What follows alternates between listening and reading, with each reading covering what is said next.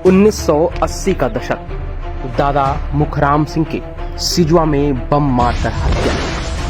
साल 1998, कतरास हटिया शहीद भगत सिंह चौक के पास चाचा विनोद सिंह पर ताबड़तोड़ फायरिंग कर हत्या।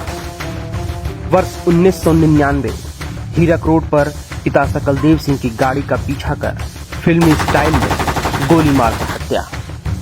साल 2011, फूफा एवं हिंदी पट्टी में कोल किंग के नाम से जाने जाने वाले सुरेश सिंह की धनबाद क्लब में सरेआम हत्या। इन चार बड़ी घटनाओं के बाद भी वह युवा न घबराया न कर्तव्य पथ से डिग पाया।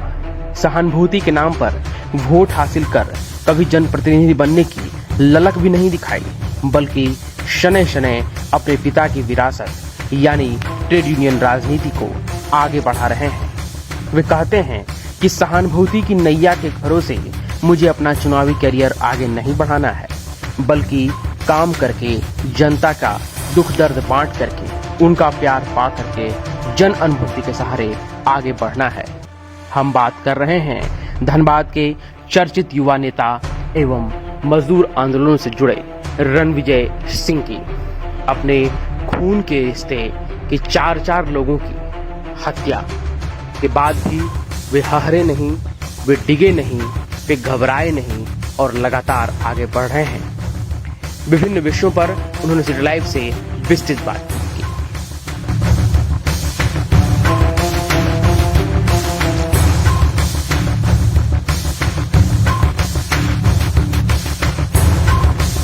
नमस्कार, सिटी लाइव में तमाम दर्शकों का स्वागत है। मैं हूं प्रशांत झा।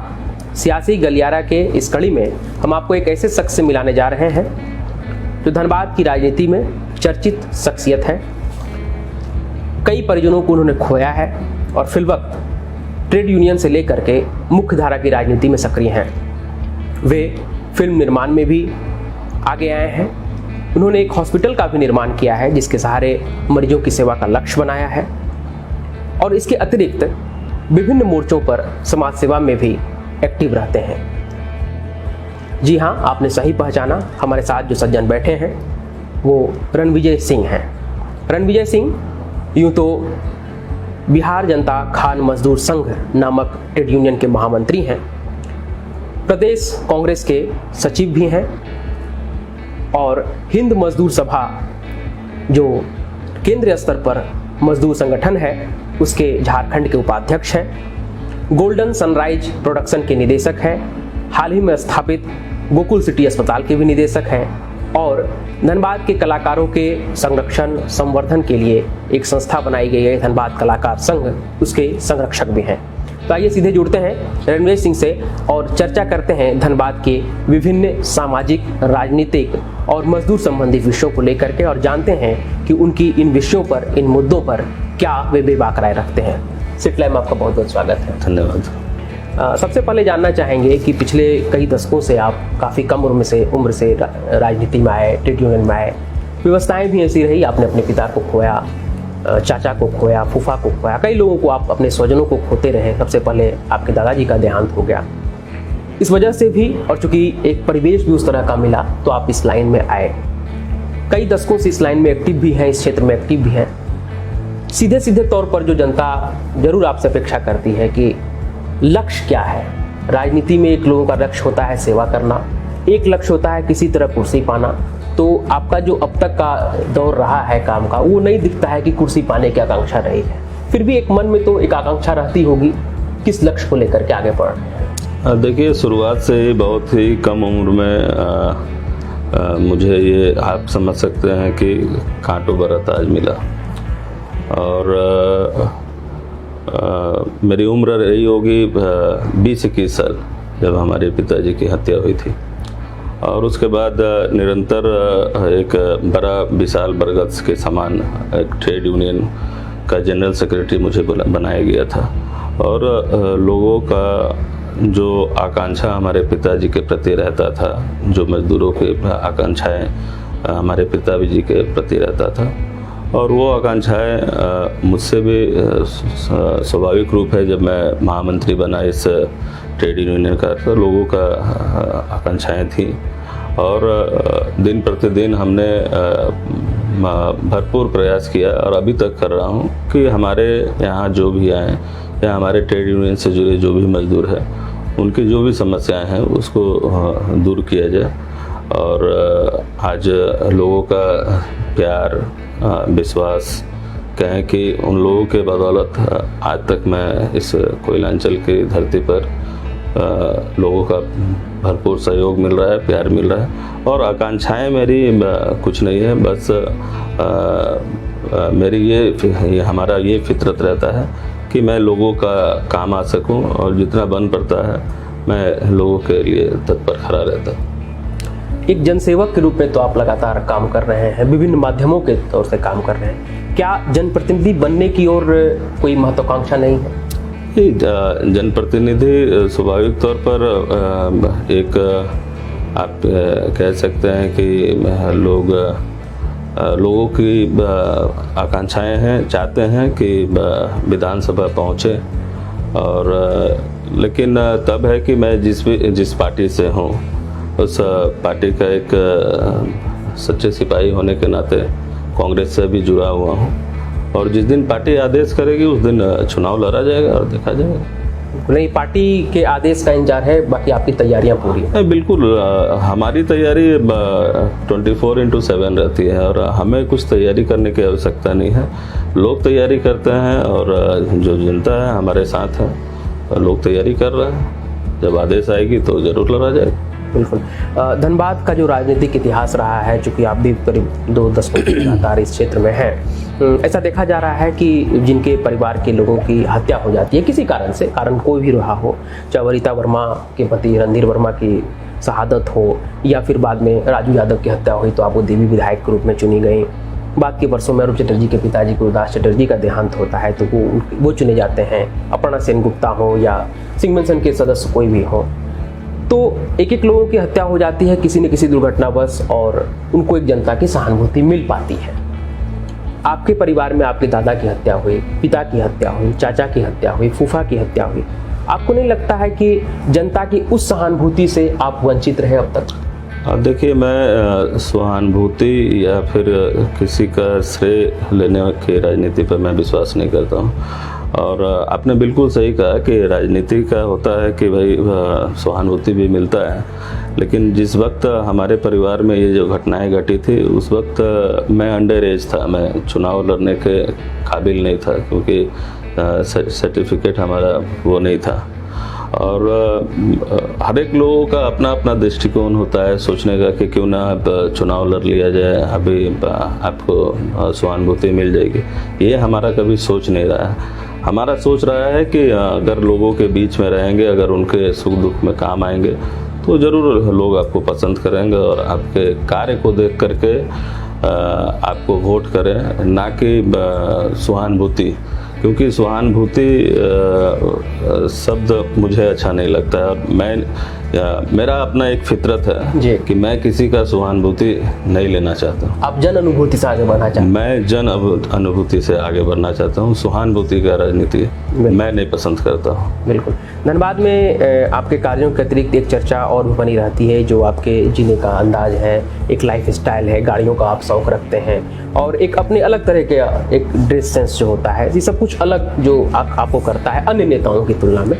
तो जो प्रशंसक हैं वो तो इसको पॉजिटिव रूप में लेते हैं, लेकिन जो विरोधी हैं उनका कहना है कि रणविजय सिंह जी की ये जो ऐशो आराम या जीने का अंदाज है वो कहीं ना कहीं आउटसोर्सिंग की रंगदारी के भरोसे चल रहा है। ये इस पर आप क्या विचार रखते हैं? भैया, जब आप राजनीति में हैं या फिर कुछ भी आप कर रहे हैं तो हमारा सोच है कि भैया कुछ तो लोग कहेंगे, लोगों का काम है कहना तो अच्छा चीज़ है। देखिए, ये पार्ट ऑफ लाइफ है और कपड़े का शौक हो या फिर गाड़ियों का काफिला हो, ये पार्ट ऑफ लाइफ है। क्योंकि हमारे परिवार में बहुत सारी हत्याएं हुई हैं, तो जो भी गार्ड्स हैं या भी जो कॉर्पोरेट जो भी चलते हैं तो पार्ट ऑफ लाइफ है। और विरोधी हैं तो भाई आप जब राजनीति में हो आप तो पक्ष विपक्ष तो रहता ही है, तो स्वाभाविक तौर पर कोई भी कुछ भी आरोप लगा सकता है। और जो भी इस तरीके का आरोप लगाते हैं मुझ पे, अब मुझे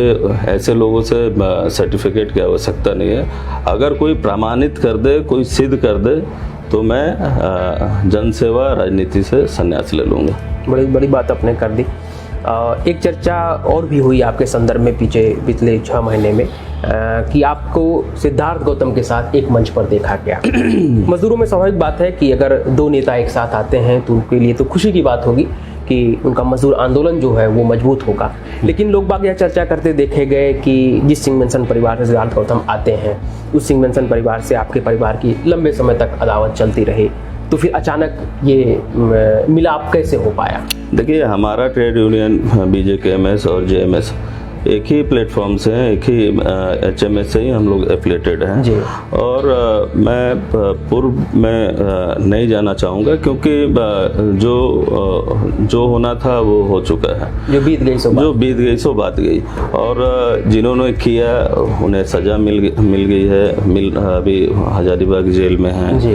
और अभी हम लोग नए जनरेशन के लोग हैं और हम नहीं समझते हैं कि सिद्धार्थ गौतम जी पे कोई भी एलिगेशन हमारे परिवार के द्वारा या उनके परिवार के द्वारा हम लोगों के पे ऊपर लगाया गया है। और हम लोग अभी वेल एजुकेटेड नई पीढ़ी के लोग हैं और जो हमारे जनरल सेक्रेटरी हैं उनका भी एक सुझाव था कि अगर आप लोग दोनों ट्रेड यूनियन एक साथ एक प्लेटफॉर्म पर मिलकर के अगर काम करेंगे तो फिर कोयलांचल में जो मजदूरों की जो दिशा है और दशा जो शक्ति बढ़ेगी, ये बदलेगी और शक्ति भी बढ़ेगी। इसलिए हम लोग एक प्लेटफॉर्म पर, मतलब एक तरह से इसको देखा जाए तो श्रमिक हित में आप एक नई शुरुआत, ये श्रमिक हित में हम दोनों ने मिलकर के एक नई शुरुआत की है। क्योंकि अभी तो मान लीजिए BCCL में लोग रिटायर हो रहे हैं, नई वैकेंसियाँ आ नहीं रही हैं और धीरे धीरे प्राइवेटेशन के ओर बढ़ रहा है, आउटसोर्सिंग कंपनीज आ रही हैं, तो उनको भी किस प्रकार से अधिकार मिले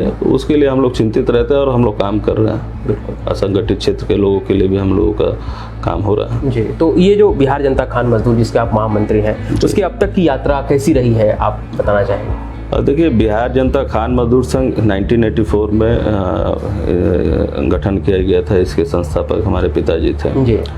और उस वक्त बिहार के पूर्व CM रामसुंदर दास जी हुआ करते थे। उन्होंने ही इस संघ का नाम बिहार जनता खान मजदूर संघ रखा। और मैं समझता हूँ कि BCCL, NCL या और भी जितनी भी जो कोल कंपनी, ये CIL कोल इंडिया में जो कंपनीज हैं, उसमें भी जहाँ जहाँ है हमारी ब्रांचेस हैं, इकाइयाँ हैं, हर एक जगह ब्रांच सेक्रेटरी, एरिया सेक्रेटरी हैं और करीब 17 से 18 हज़ार मेंबरशिप इसकी आती है, सदस्य हैं। और आज मजदूरों का ही प्यार है कि दिन दुगना रात चौगुना जो है ये ट्रेड यूनियन बिहार जनता खान मजदूर संघ आगे बढ़ रहा है। और आज जो इतना बड़ा प्रारूप आप देख रहे हैं इस संस्था का, तो कहीं ना कहीं मजदूरों का भरपूर सहयोग, भरपूर प्यार हमारे लिए रहा है। तो क्या आप मानते हैं अब तक तो बिहार जनता खान मजदूर संघ खासकर एरिया 1 से एरिया 5 तक ज़्यादा एक्टिव रहा है जी, तो वहाँ अधिक सक्रियता है। इसको पूरे BCCL में फैलाने की ज़रूरत है, इसको पूरे BCCL में मजबूत करने की ज़रूरत है? नहीं, बिल्कुल, क्योंकि बाघमारा हमारे पिताजी का शुरू से कार्य क्षेत्र रहा है और स्वाभाविक तौर पर उनके जाने के बाद हमारा भी एक्टिविटीज़, सिजुआ में हमारा घर है, हमारा कार्यालय भी है, तो वहाँ ज़्यादा एक्टिव है। लेकिन हम कह सकते हैं कि पूरे एरिया 1 से लेकर 12 तक में भी हर एक जगह इसकी ब्रांचेस हैं। यहाँ एक्टिविटीज़ आप एरिया 6 में हो या फिर मुनीडी में हो या फिर एरिया 9 में हो, चास नाला में हो, तो ये हर एक जगह एक्टिविटीज़ इसका कंटिन्यू रहता है। लोगों को एक मौका और मिलता है आपके खिलाफ बोलने का कि रणविजय जिंदू कांग्रेस में है, लेकिन उनका संगठन HMS से जुड़ा हुआ है। कांग्रेस का तो ऑलरेडी एक संगठन इंटक है, तो वो इंटक से क्यों नहीं जुड़ते हैं? देखिए, ये शुरू से हमारा यूनियन जो है HMS से एफिलेटेड रहा है। जब मैं कांग्रेस से नहीं जुड़ा हुआ था, उससे पूर्व से ये HMS से जुड़ा हुआ था। और इंटक है, RCMS है, इसकी भी कई इकाइयाँ जी। हैं। तो ऐसा कुछ नहीं है कि इंटक से ही जुड़ना है या फिर RCMS से जुड़ना है, क्योंकि हम राजनीति से पहले जो है ये एक हमारा संस्था चल रहा था, तो फिर उसमें एक संगठन से मजदूरों के हित में काम करना है, मजदूरों के काम, संगठन मुद्दा नहीं, वहाँ संगठन मुद्दा नहीं रखता है। आपको लोगों के काम आ रहे हैं, लोग आपको जान रहे हैं, ये बड़ी चीज़ है। अब ट्रेड यूनियन में ही आगे बढ़ते हैं कि ट्रेड यूनियन आपने भी 2 दशक अपना पूरा समय दिया है, इसमें अभी भी कर रहे हैं। आपको नहीं लगता है कि जो आउटसोर्सिंग कंपनियां आ गई, तो जो कोयला कंपनियां हैं, BHEL हो, ECL, ONGCL, वो निर्भर हो गई इन सब पर, अपने जो डिपार्टमेंटल उनके माइंस हैं वो कम होते चले गए, तो अपने एम्प्लॉय पर वो निर्भर कम हो गए। हड़ताल वगैरह भी होते हैं तो वो सब माइंस तो बंद हो जाते हैं जिन पे डिपार्टमेंटल लोग हैं, एम्प्लॉय हैं BHEL के, लेकिन जो आउटसोर्सिंग कंपनियां अपना खनन कार्य करती है, तो अब हड़ताल से भी प्रबंधन को बहुत ज्यादा फर्क नहीं पड़ता, उनको होता है कि मेटल प्रोडक्शन हो ही रहा है, तो इससे ट्रेड यूनियन थोड़ा कमजोर हो गया है, प्रबंधन हावी हो रहा है। देखिए, निश्चित तौर पे हमने शुरू में ही कहा कि आउटसोर्सिंग कहीं ना कहीं अब कोल इंडिया जो है धीरे धीरे प्राइवेटाइजेशन की ओर मूव कर रहा है। अब संगठित क्षेत्र से हट करके असंगठित क्षेत्र के लोगों को जोर दिया जा रहा है, जहाँ पे मैनुअल काम होता था, अब जो है मशीनरी यूज हो रहा है, तो धीरे धीरे लोगों को साइड किया जा रहा है। और इसके लिए हमारा बीच बीच में HMS के द्वारा जो बुलेटिन आता है या फिर वहाँ से जो संदेश आता है कि यहाँ हड़ताल होना चाहिए, इसका विरोध होना चाहिए, कंपनी स्तर पर हम लोग विरोध करते हैं। और कहीं ना कहीं आउटसोर्सिंग कंपनी से तो मनमानी करती है, क्योंकि उन लोगों का तो अपना एक एजेंडा रहता है कि 5 साल का आपको काम मिला है तो किस प्रकार से कम लागत में अधिक फायदा मुनाफा कमा करके आप निकल जाए। वो लोग हम लोगों का मांग रहता है कि जो स्थानीय लोग हैं उनको रोजगार से जोड़ा जाए। उन लोगों का काम रहता है कि आप कहीं बंगाल से आए हैं या फिर उड़ीसा से आए हैं, आंध्रा से आए हैं, तो वहीं से वो लोग, क्योंकि कंपनी पुराना कंपनी रहता है तो वो लोग अपना एम्प्लॉय ले करके आते हैं। तो लेकिन हम लोगों का कहीं ना कहीं एक दबाव रहता है कि स्थानीय लोगों को भी जोड़ा जाता है जी।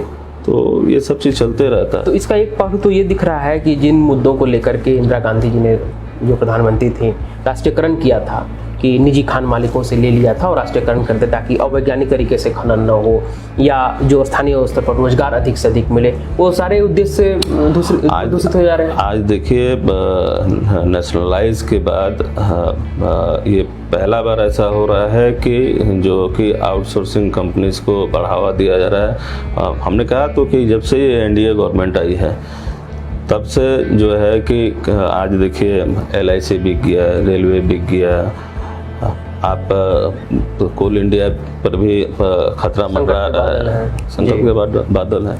तो कहीं ना कहीं इसके लिए हम लोगों को, सब कोई को अब सचेत होकर के एक लंबी लड़ाई लड़ने के लिए हम लोगों को तैयार होना होगा मजदूर हित के लिए। एक कमेटी है JVCCI जो मजदूरों के वेतन निर्धारण के लिए संयुक्त समिति होती है, प्रबंधन भी बैठते हैं, इधर से मजदूर नेता भी बैठते हैं। JVCCI में आप लगातार अध्ययन कर ही रहे होंगे, जो मीटिंगें होती हैं और हर मीटिंग में प्रबंधन एक ही राग लापता है। इस बार भी प्रबंधन जो मीटिंग दूसरी बार किया, फिर वही 3% का मामला उठाए, 3% उठाएंगे। और अभी 1 जुलाई, अभी आज नोटिफिकेशन आया है कि कोयला अधिकारियों का VDA 1 जुलाई से बढ़ा दिया जाएगा, यानी वेतन में जो महंगाई होता है बढ़ोतरी हो गई है। तो ऐसा लग रहा है आपको कि JVCCI में मजदूरों की आवाज़ कमज़ोर ढंग से उठ रही है? नहीं, मजदूरों की आवाज़ उठाई जा रही है, लेकिन केंद्र में जो NDA की जो गवर्नमेंट बैठी है वो चाह रही है कि AN, KN, प्रकरण किस प्रकार से मजदूरों के बीच में एक ऐसा माहौल पैदा किया जाए ताकि उन्हें लगे कि भाई आपके जो शीर्ष के नेतृत्व के जो लोग हैं वो आपका आवाज़ नहीं उठा रहे हैं, हम लोग आपके लिए सोच रहे हैं। अच्छा, अपने नेताओं पर संदेह पैदा हो गया। ये नेताओं पर संदेह कैसा पैदा हो, इसलिए इस तरीके का प्रोपेगेंडा इस्तेमाल किया जाता है। अब आते हैं मुख्य धारा की राजनीति की और आप बाघमारा में भी लंबे समय से एक्टिव हैं। बाघमारा में लगातार भाजपा विधायक जीत करके आ रहे हैं। अभी तो एक केस भी चल रहा है जिसमें जलेश्वर महतो कांग्रेस के जो कैंडिडेट थे और बीजेपी के डुल्लू महतो के बीच वो विवाद चल रहा है कोर्ट में।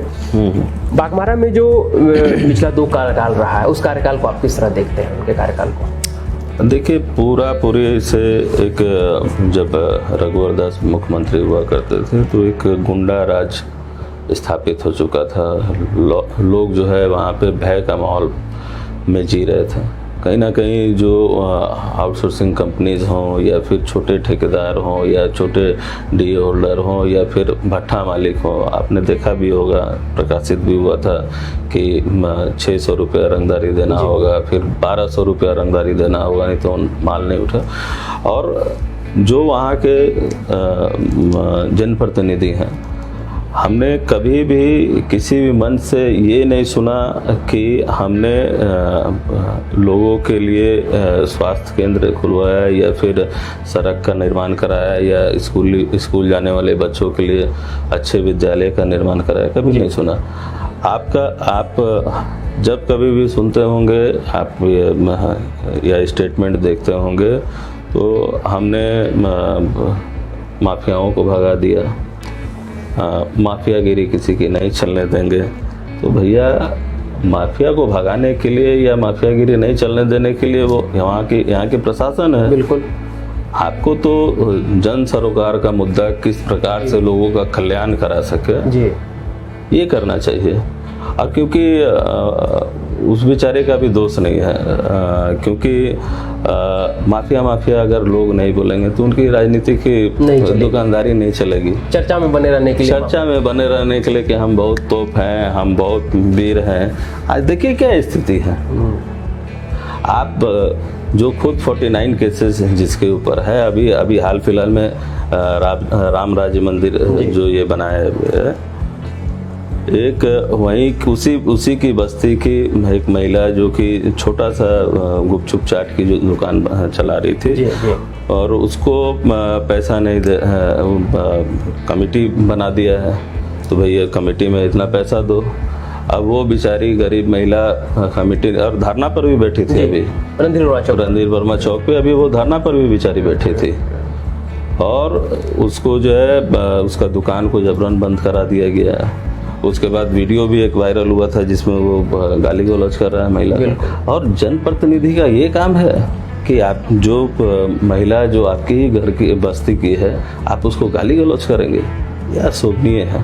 तो जनता देख रही है, जान रही है कि आप क्या है जी। वो इशारों में आप पर भी माफिया का आरोप लगाते रहते हैं, माफियागिरी। हमने तो बोला तो कि कुछ विरोधियों का काम है, ये तो चाहते हैं ना कि भाई किस प्रकार से प्रोपेगेंडा को फैला करके अपना राजनीति को दिखाएं। बिल्कुल। लेकिन माफिया कौन है, कौन गुंडा है, कौन रंगदार है, कौन रंगबाज है, वो जनता जानती है। हमने तो पहले ही बोल दिया कि ऐसे लोगों से मुझे सर्टिफिकेट की जरूरत नहीं है। मतलब आपके कहने का मतलब है कि जो चोरी करके भाग रहा है वही चिल्ला रहा है, चोर करके चिल्ला रहा है, तब तो वही तो हो ही रहा है ना जी। आपका आवास सिजुआ में भी, आप सिजुआ में रहते हैं, बाघमारे की समस्याओं को हल करते दिखाई पड़ते हैं, धनबाद में भी रहते हैं, क्योंकि धनबाद में भी अपना आवास है। धनबाद विधानसभा की समस्याओं से भी आप जरूर रूबरू हुआ करते होंगे। धनबाद में भी भाजपा विधायक भी हैं, पदासीन हैं। धनबाद की समस्याएं जो मुख्य रूप से आपकी नज़र में सामने आती है वो क्या देखते हैं? देखिए, धनबाद की जो समस्या है, एक तो सबसे बड़ी समस्या जाम की है।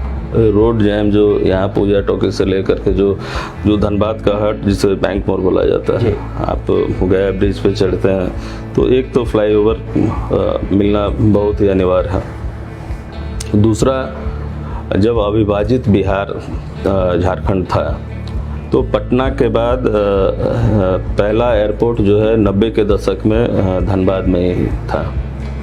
लेकिन ये दुर्भाग्य है हमारे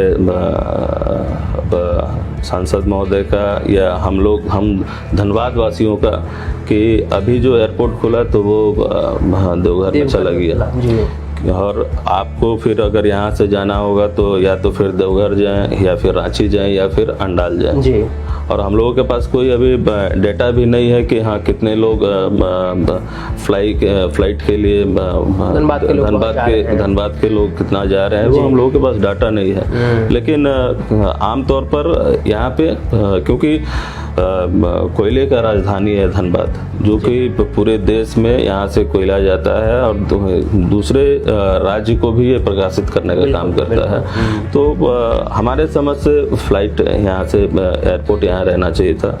और दूसरा, चलिए ठीक है, आप एयरपोर्ट अभी तो नहीं हो पाया, तो मुझे लगता है कि 4-5 साल तो अब नहीं, मुश्किल मुझे नज़र आ रहा है। लेकिन अधिक रेवेन्यू हम लोग जनरेट करते हैं, देते हैं रेलवे को जी। तो कम से कम रेलवे को ही दुरुस्त किया जाए। एक स्पेशल ट्रेन जो है कि सिर्फ जैसे अगर आपको अभी जाना है दिल्ली तो आपको सियालदह से, हावड़ा से आपको फिर टिकट कराना पड़ता है। आप धनबाद से नहीं, आप क्यों आप एक्स्ट्रा पैसा देंगे। और उसके बाद क्या, तो आपको कानपुर तक का आपको पैसा लग जाता है। तो हमारा एक मांग है और हमारा एक सुझाव है जो यहाँ के सांसद हैं कि स्पेशल एक धनबाद से जो है, क्योंकि पूरे सीधी ट्रेन जो कि धनबाद से चले, क्योंकि पूरे भारतवर्ष में महाराष्ट्र के बाद झारखंड में धनबाद का ही एक नंबर आता है जो कि सबसे अधिक रेवेन्यू जनरेट करती है बिल्कुल रेलवे के द्वारा। मतलब एक तरह से धनबाद के साथ अन्याय हो रहा है। तो एक तरीके से ये धनबाद के साथ अन्याय हो रहा है, क्योंकि आप देखिए जब 80-84 के दशक में जब सिनेमा हॉल हुआ करती थी तो पहले पटना में हुआ करता था एक ऐसी हॉल सिनेमा थिएटर, और उसके बाद फिर धनबाद में हुआ करता था। तो आप समझ सकते हैं कि धनबाद की आबादी या फिर यहाँ पे और कोयले की राजधानी है, तो इसका धनबाद का एक पूरा महत्व था। आज जो है कि धनबाद को ही झारखंड की राजधानी बनाने की बात चल रही थी, जो जानकार है वो भी नहीं हो पाया। राजधानी भी धनबाद नहीं, उप राजधानी भी दुमका को बना दिया गया। तो ये सब कई मुद्दे हैं जी जो कि कहीं ना कहीं धनबाद की जनता के साथ अन्याय हो रहा है। यानी जोरदार तरीके से इसको राज्य के सदन में या देश सदन में नहीं रखा जा रहा। हम समझ सकते हैं कि धनबाद के सांसद को सदन में इन सब बातों को रखना चाहिए था, और जोरदार आज निशिकांत दुबे जी जोरदार तरीके से रखे तो आज वहाँ एम्स मिला, एयरपोर्ट मिला। बिल्कुल हम लोग तो एम्स से भी वंचित रहेगा। तो कहीं ना कहीं जोरदार तरीके से हम लोग अपनी बात को वहाँ पे नहीं रख पा रहे हैं, जिसका नतीजा यहाँ के धनबाद की जनता को भुगतना पड़ रहा है। इसमें एक बात सामने और आ रही है जो लोग बागिया कहते हैं कि एयरपोर्ट के लिए राज्य सरकार का प्रस्ताव केंद्र सरकार को देना होता है राज्य सरकार की ओर से, लेकिन झारखंड सरकार ने यह प्रस्ताव दिया ही नहीं। तो क्या हम ये उम्मीद कर सकते हैं, चूंकि आपके भी कई मित्र मंत्री हैं और चूंकि आप प्रदेश सचिव हैं कांग्रेस के, तो आपकी भी वहाँ पहुँच है, सरकार में भी हेमंत सोरेन से भी आपके अच्छे संबंध हैं, आप अपने स्तर से भी इसके लिए प्रयास करेंगे? नहीं, हमारा तो शुरू से प्रयास रहा है कि धनबाद के लोगों को, कोयलांचल के लोगों को ये जो सुविधाएं मिलनी चाहिए वो मिले। अब कहीं ना कहीं क्या तकनीकी कमियां रही वो तो जांच का विषय है, पता करने का विषय जी। धनबाद में एक चर्चा और चल रही है अभी नगर निगम चुनाव की, मेयर चुनाव की चर्चा चल रही है। कई लोगों ने घोषणा भी कर दी है कि वे संभावित उम्मीदवार हो सकते हैं। कुछ लोग यह शांत हैं कि जब तक नोटिफिकेशन नहीं आ जाता है तब तक है। जैसे पिछले जो मेयर थे शेखर अग्रवाल, अभी हाल ही में विजय झा जी ने घोषणा की, भृगुनाथ भगत, चेतन UN का, ऐसे लोग कई कैंडिडेट सामने आ रहे हैं। अंकेश राज ने दावा किया है कि वे मेयर चुनाव में सामने आएंगे। मेयर चुनाव में आपकी भूमिका प्रत्यक्ष रूप से रहेगी या परोक्ष रूप से रहेगी? नहीं, प्रत्यक्ष रूप से रहेगी, और जो भी काबिल कैंडिडेट होंगे जो कि जनता के साथ उनके सुख दुख में जो साथ रहने का जो काम करते हैं, और हम लोग हमारी ट्रेड यूनियन के लोगों के साथ बैठक होगी, उसमें हम लोग निर्णय लेंगे कि किसको मदद पहुंचाना है, किसको समर्थन करना है जी। जब बात आती है विकास की, तब तक कोई ना कोई मुद्दा लेकर के भटका दिया जाता है, या वो धर्म की बात हो या किसी और मुद्दे को लेकर के हो या सरकार गिराने की बात हो। अभी जो चर्चा चल रही है कांग्रेस में, आपने देखा होगा कि आपके भी अच्छे मित्र हैं स्वास्थ्य मंत्री बन्ना गुप्ता, कांग्रेस के बड़े मुखर विधायक हैं। गिरिडीह में हाल ही में उन्होंने कहा था कि मुख्यमंत्री ही चाहते हैं कांग्रेस पार्टी बर्बाद हो जाए, मुख्यमंत्री ही इस पार्टी को बर्बाद होना देखना चाहते हैं। इस तरह की बातें कई बार सामने आई।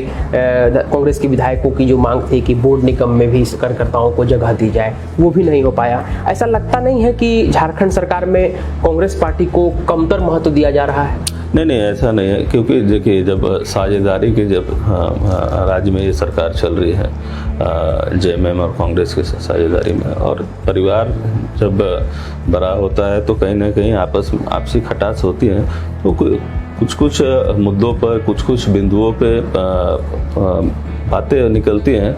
लेकिन नहीं, ठीक है, आपने बोला कि अभी बोर्ड निगम का, तो बोर्ड निगम के लिए अभी जो जो हारे हुए कैंडिडेट्स हैं या फिर जो पार्टी में जो सक्रिय रूप से कार्यकर्ता हैं जो कि अहम भूमिका निभाई, तो कहीं ना कहीं ये सब चीज़ों पर अभी काम सरकार के द्वारा हो रहा है। हर एक कोई को मनसा रहती है कि भैया हमको वोट निगम मिले या हमको, लेकिन चलिए अभी सरकार ठीक ठाक चल रही है और चलेगी, आगे चलेगी। हाल ही में एक भाषा विवाद का मामला सामने आया था, काफी उसकी ज्वाला भड़की और धनबाद बोकारो से मगही और भोजपुरी को हटा लिया गया।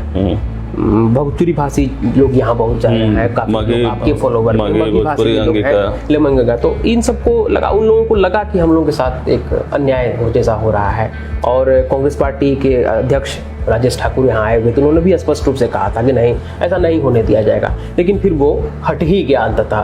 तो इसमें भी आपको लगा कि कांग्रेस पार्टी की थोड़ी पॉलिसी बैक हो गई? नहीं, देखिए मैं समझता हूँ कि झारखंड का मैं पहला एक व्यक्ति था जो कि मैंने रांची में जा करके प्रेस क्लब में वहाँ पे प्रेस कॉन्फ्रेंस करके सरकार को विरोध हमने दर्शाने का काम किया था कि भोजपुरी, अंगिका, मगही, मैथिली इन भाषाओं को स्थान मिलना चाहिए। लेकिन ये दुर्भाग्य है कि कहीं ना कहीं हम लोग अपनी बातों को बहुत मजबूती से नहीं रख पाए और कहीं ना कहीं भाषाएं जो है आप कह सकते हैं कि जिसकी अधिक पॉपुलेशन रहती है जी, वो पॉपुलेशन के आधार पर जो है ये सब चीज़ तय की जानी चाहिए। हाँ, तो आप धनबाद है या फिर बोकारो है या फिर आप रांची में भी बहुत सारे लोग भोजपुरी भाषा बोलने वाले हैं, मगही बोलने वाले हैं, गढ़वा पलामू में है, जमशेदपुर में है, मैथिली बोलने वाले, अंगिका बोलने वाले। तो कहीं ना कहीं ये चूक हुई है जिसको देखा जाएगा। एक समाज में विषमता घोलने का काम करता है, वो है 1932 के खतियान का मुद्दा। ये मुद्दा उठाया जाता है, कभी कभी सरकार के मंत्रियों की तरफ से भी ये हवा दी जाती है, खासकर झारखंड मुक्ति मोर्चा के जगन्नाथ महतो इस बात को बार बार उकेरते रहते हैं कि 32 खतियान लागू होगा।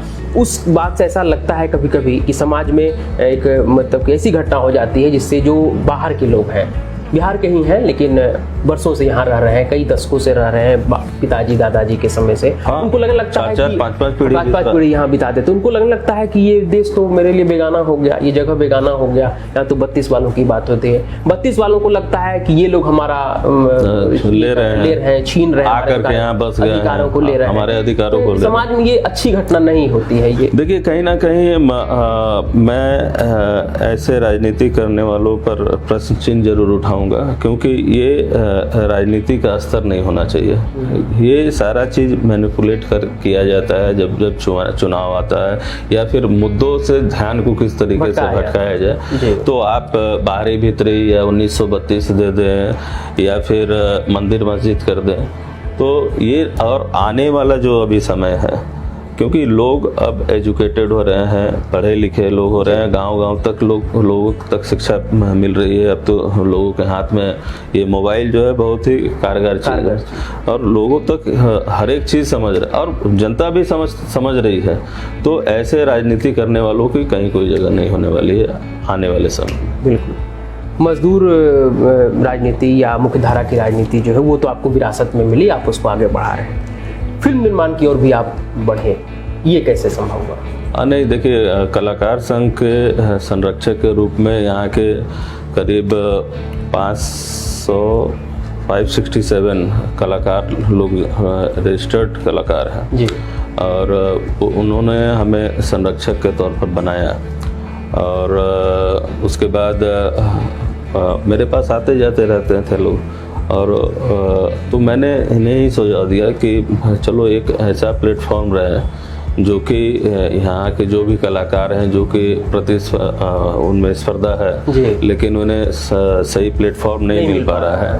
तो इसलिए हमने गोल्डन सनराइज प्रोडक्शन के नाम का एक बैनर प्रोडक्शन हाउस बनाया है, जो कि यहाँ कोयलांचल के खास करके कोयलांचल और झारखंड के भी जो भी प्रतिभावान कलाकार हैं जिनमें प्रतिभा है लेकिन उन्हें दिखाने का अवसर नहीं मिल पाता है, तो उनको इस बैनर के तले जो है उन्हें लाभ मिलेगा, एक मौका दिया जाएगा। गोकुल सिटी अस्पताल का हाल ही उद्घाटन स्वास्थ्य मंत्री बन्ना गुप्ता ने किया, तो अस्पताल खोलने के पीछे क्या विचार आया? देखिए, अस्पताल खुलने का हमारा क्योंकि हमारे कार्यकर्ता चारों तरफ हैं, तो मैं जब भी कभी हॉस्पिटल या लोकल में सर्फी है या फिर और भी जो भी क्लिनिक्स या अस्पतालें हैं, तो देखता था मैं कि क्योंकि बेड नहीं रहने के कारण वो लोग गली में या फिर पोर्टिको में कहीं भी सोए हुए रहते थे। तो हमारा जितना एक being a good human being, हमारा एक स्वभाव है, हम पता करते थे कि भैया कहाँ से आया है, तो भाई कोई तोपचाची से आया है, कोई गोमो से आया है, ऐसे क्यों पर आया है, उसको बुलवा करके डॉक्टर को या फिर जो रिसेप्शन पर रहते हैं उनको हम बोलते थे कि भाई इसको जल्दी से इलाज में लगाओ, पड़ा हुआ है। तो हमारा विचार आया कि जो अभी जो गोकुल सिटी हॉस्पिटल है वो तोपचाची में ये है, और वहाँ पे जो है उस इलाके के 40 से 42 गांव वहाँ पे हैं, और वो लोगों को इलाज के लिए या तो फिर धनबाद आना पड़ता है या फिर बोकारो जाना पड़ता है। तो इसलिए हमारा ख्याल आया, और यहाँ आने के बाद इलाज भी नहीं होता है सही तरीके से। दूसरा जो है जो कि है कि 10,000 12,000 जो बेहिसाब जो गरीब बेचारा जो कोई ज़मीन बेच करके इलाज करा रहा है, तो इसलिए हमारा विचार आया। तो हमने वहाँ पे हॉस्पिटल खोला कि वहाँ के स्थानीय लोगों को, ग्रामीणों को सही तरीके से स्वास्थ्य का जो है सही समय पर एक समय भी उन लोगों का बचे और घर के नज़दीक हो, आने जाने में भी असुविधा ना हो। और हमने जो भी यहाँ पूरे धनबाद में जो भी रेट है, हमने सीधे उसका 50% ही बोला है कि इतना में ही इलाज होना चाहिए। जन सेवा के लिए हमने वो अस्पताल को खोला, बिल्कुल कमाई के उद्देश्य से नहीं। कमाई के उद्देश्य से नहीं। गोकुल सबसे आपका विशेष लगाव देखने को मिलता है, घर का भी नाम गोकुल है, गोकुल सिटी अस्पताल, इसके पीछे कोई खास कारण? नहीं, गोकुल का खास कारण है कि गोकुल जहाँ पर कृष्ण भगवान रहते हैं, तो कृष्ण भगवान जहाँ रहते हैं वहाँ ऐसे ही खुशहाली रहती है जी। और लोगों के सुख दुख में सहभागी रहे हैं, कृष्ण हैं खुद, तो इसलिए हमने गोकुल नाम रखा है। हमारा ये बंगलों का नाम है या फिर सिजुआ वाले बंगलों का नाम है, या छपरा में है वहाँ है, या गोकुल, अभी गोकुल रिसोर्ट, बहुत सारा चीज़ अभी गोकुल के नाम से ही चल रहा है जी। चूँकि आप प्रदेश सचिव हैं कांग्रेस के और प्रदेश स्तर के नेता हैं, तो एक चर्चा जो काफ़ी तेज है 2 दिनों से, जब से राष्ट्रपति का चुनाव संपन्न हुआ और यह बात सामने आई कि कांग्रेस के 10 विधायकों ने क्रॉस वोटिंग की है, तो काफ़ी चर्चा हो रही है कि सरकार पर संकट मंडरा रहा है। हालांकि आज राजेश ठाकुर और आलमगीर आलम साहब दोनों ने मुलाकात की हेमंत सोरेन से और एक संदेश देने की कोशिश की कि नहीं, सरकार पर कोई खतरा नहीं है। प्रदेश सचिव के तौर पर आपकी क्या राय है? नहीं, क्रॉस वोटिंग जैसा ये चर्चा हो रहा है, अभी तो ये भी हो रहा है कि कांग्रेस के कुछ विधायक टूट करके बाबूलाल जी के संपर्क में हैं और दिल्ली से संपर्क साधे हुए हैं लोग, और फिर कांग्रेस के विधायक ही भाजपा में शामिल होकर के सरकार, तो ये सब बस हवाई बातें हैं, इन बातों में कोई दम नहीं है। सरकार बहुत ही चल रही है और मजबूती के साथ चलेगी। बिल्कुल, आपने राजनीति में आप काम कर रहे हैं, मजदूर ट्रेड यूनियन को बढ़ा रहे हैं, फिल्म प्रोडक्शन में हैं, अस्पताल निर्माण किया है, शिक्षा के क्षेत्र में कोई काम करने की इच्छा है? नहीं, शिक्षा के लिए भी हमने जो हमारे कंपनीज के जो डायरेक्टर्स हैं और जो लोग हमारे कंपनी में जुड़े हुए हैं जी, हमने उन्हें सुझाव पहले ही, अच्छा आपने प्रश्न किया, हमने सुझाव दिया है और उस पर भी काम चल रहा है और बहुत जल्द हम लोग स्कूल का भी विधिवत तैयारी के साथ हम लोग चालू करेंगे। बिल्कुल। अब आपकी भावी योजनाएं क्या हैं हाल के समय में? भावी योजनाएं कुछ नहीं, बस हमारा तो एक प्रयास रहता है 24/7 लोगों के लिए उपलब्ध रहूं और चैलेंजेस को स्वीकार करना, ये हमारे खून में है, हमारे फितरत में, और बस अब काम कर रहा हूं, चल रहा है। सिटी लाइव से बात करने के लिए बहुत बहुत धन्यवाद। धन्यवाद। तो देखा आपने, ये रणविजय सिंह हैं, बड़ी बेबाकी से इन्होंने अपनी सारी बातें बताई। इनका स्पष्ट कहना है कि जनसेवक बने रहना इनको ज़्यादा बेहतर लगता है, जनप्रतिनिधि बनने की कोई आकांक्षा नहीं है, लेकिन अगर पार्टी आदेश देती है तो उसके लिए आगे प्रयास करेंगे। धनबाद के क्षेत्रों में दूर दराज के गांवों से आने वाले लोगों को सही समय पर इलाज नहीं मिल पाता था, तो चाची को खासकर उन क्षेत्रों के लोगों को, उसके लिए उन्होंने एक अस्पताल निर्माण किया है, गोकुल सिटी अस्पताल। धनबाद के कलाकारों को लोकल लेवल पर मंच प्रदान करने के लिए फिल्म निर्माण कार्य शुरू किया है। मजदूरों को सशक्ति प्रदान करने के लिए, मजदूर आंदोलन को तेज करने के लिए, मजदूरों की बात और मजदूरों के हक हुकूक को उठाने के लिए वो बीज खामसम की तरफ से ट्रेड यूनियन राजनीति कर रहे हैं। कुल मिलाकर एक ओवरऑल एक समाजसेवी के तौर पर कार्य कर रहे हैं और उनका यह स्पष्ट कहना है कि यदि उन्हें पार्टी इस तरह का कोई निर्देश देती है तो फिर आगे जनप्रतिनिधि बनने के लिए या मुख्य धारा की राजनीति में और आगे कदम बढ़ाने का वो प्रयास करेंगे। वे शिक्षा के विकास के लिए भी सोच रहे हैं और शिक्षा के क्षेत्र में भी कुछ नया करने की प्लानिंग कर रहे हैं। देश और दुनिया की तमाम खबरों के लिए देखते रहिए जेट लाइव। तब तक के लिए नमस्कार।